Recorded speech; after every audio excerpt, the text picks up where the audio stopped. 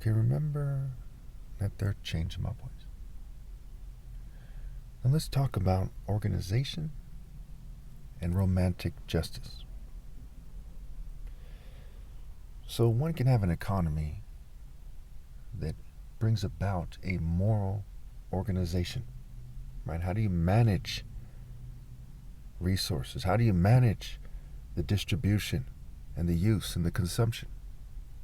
What kind of society does it create? Economies create societies. In a sense, economies are societies. Someone can have a moral organization in their society, or they can have an immoral organization or chaos. Oftentimes, immoral organizations are built in a society that has chaos, like Nazi Germany or Communist Russia. Russia was a very chaotic place historically. The White Army, the Red Army, the rapes, the murders, the racketeering, the coercion, organized crime, really. That's a story for another day. And again, I'm not the expert on Russian history, but I see the key parts and I zoom in on them. When it comes to the propaganda sense of things, am I the best economist? Again, economist. When it comes to the propaganda mainstream sense, no. But when it comes to where it matters most, because of my philosophy, because of who I am who I am, and I'm somebody who insists on universal pinpoint and moral precision in a way that cannot be matched, ever. That is God's will. And even if you're not religious, look at nature, look at logic. I've gone beyond everyone who's ever lived, anyone who's alive now and in the future, because of tech, breeding, cheating, and generational ill-gotten gains, who they will be, how they will be formed. They cannot equal or surpass me. And admitting these things is part of having a moral society, a moral organization. Waiting till I'm gone and trying to quote unquote, continue my work or something is an immoral society, an immoral organization. That's a calculated theft. We see a large degree of chaos these days. There's not enough law enforcement. There's a lot of corruption in law enforcement. Politicians are for sale. They're corrupt. We see a lot of problems in regards to these things.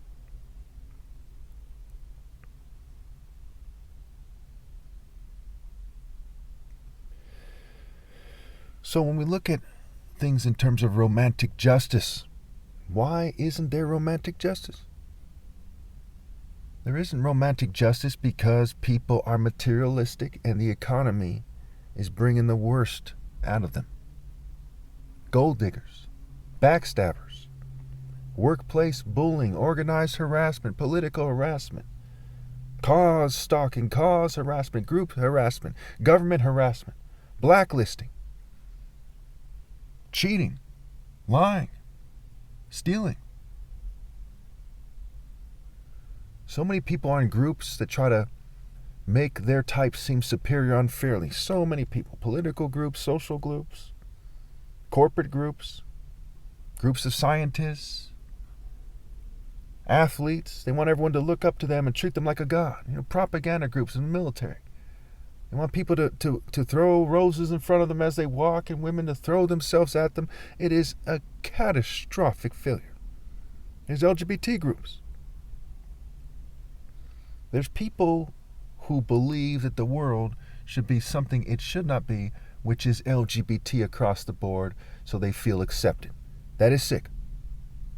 If you saw someone from Alaska who came to California and said that, hey, he wants California to be like Alaska, so they feel accepted. They want snow everywhere and whatever it's like there. That's stupid, right? That's selfish as hell. Just go to Alaska and stay there. You have no moral argument, just your emotions, just your selfishness. You want to create an immoral organization where you make California like Alaska. Or if they brought Sharia law here. Or if they made it Hindu or Buddhist or whatever. You think people shouldn't have their freedom? You think you should use the economy to force your culture and your sexual orientation on people? That's sick. You have to have a moral argument, a morally precise argument, to the best of your ability, in a way that's fair and just and right, to insist that people change their ways to your ways. Or you are a sick son of a bitch. Just because tyrants all throughout history did it doesn't mean you can do it and say, "Vae victis," or "right of conquest." That's called the right of being a bitch. You have no right to take away people's rights just because you can throw your weight around. And decent people should not put up with it. Righteous people do not put up with it. They prefer death. They resist.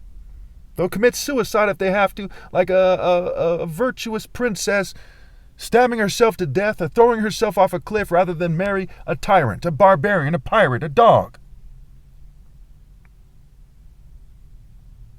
What is there not to get? Pick up your cross. What is there not to get? And I see these sexually immoral dogs everywhere. I see them everywhere. These corporate filth bags, these horrible people. They go to Santa Cruz, what's supposed to be like the freest place on the planet, and they throw their corporate weight around. And they say, gang stalk them, target them, give them a hard time. They think they should control sexual behavior. Some are LGBT, some aren't. They think they should tell people what to do. They think they should crack the whip like the worst boss in human history, with a crazed look in their eye, some narcissist look in their eye, psychopath look in their eye. Freddy Krueger looking sons of bitches. Penguins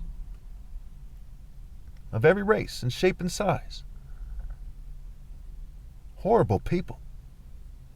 Awful, awful people. Horrid people. Miserable wretches. Dogs. Scoundrels. See, people don't understand this is serious. The word serious is a play on words for see, ra, as. Ra can mean the sun symbolizing God, and in Hebrew it means evil. So let's look in terms of Hebrew first. You got to see evil for what it is. Be serious. See it for what it is. Understand it. Understand what you should do. What is it? What does it mean? What should we do? What should we do? We should organize. And part of organization is making it so that people of the highest moral worth in reality, not from your social club. I often use an English accent because it's one of the few accents I can do these days, okay, when they're hacking my brain and fuming me and so on. So I say, yes, if he's like me, then he can lead the group. If not, then tell him to fuck off, bug off. Or whatever they would say. That's stupid. If he goes to my church, I'd love to see him. I don't care if he rapes kids, guys. I'm fucking retarded. Or a gay person insisting that people who push the gay agenda should be in charge and everyone else should be canceled. Some have the nerve to argue that there's no gay agenda. There's all kinds of agendas. Some have more power than others, and the gays lobby has a lot of power. Just like AIPAC and the Israeli lobbies and the pharma lobby and the tech lobby and so on and so forth. They have lots of money and power.